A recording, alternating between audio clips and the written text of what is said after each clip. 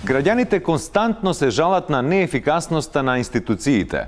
Полните ходници низ болниците, редови од луѓе кои чекаат да дојдат на ред за преглед. Но зошто да чекате вие кога може некој друг?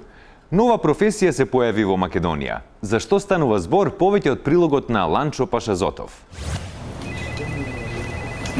Долги редови, неефикасна администрација и застарени методи се причината за која што граѓаните не можат да си ги исполнат своите права и своите потреби. Разговараме со еден млад и иновативен човек, еден визионер, кој што смисли еден иновативен начин како сето ова да го олесни. Како дојдовте до оваа идеја и колку време чекате? Па чекам, колку има? 4,5 сати, еве. Добре. Зошто чекате? За пари. Чекам по институции за пари.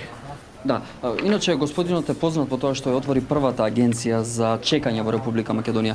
Како дојдовте до идеја за овој бизнис?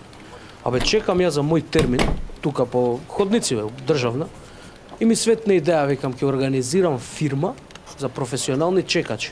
Утре дента регистриравме компанија, ангажиравме 2-3, еве, по символична цена, врвиме, работиме. Одлично. Зошто баш чекање? Зошто не сумоборби? Чекање не е уген. Ние чекаме за ЕУ да влеземе, чекаме за УНАТО да влеземе.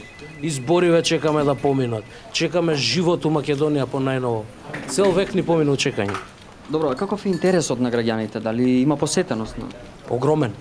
Огромен. Баш сега вработивме двајца нови од биро за вработување. Тие со искуство чекале, нели? Се разгрануваме, почнуваме да стануваме фирма професионални чекачи за карти за театри, карти за концерти, шабански.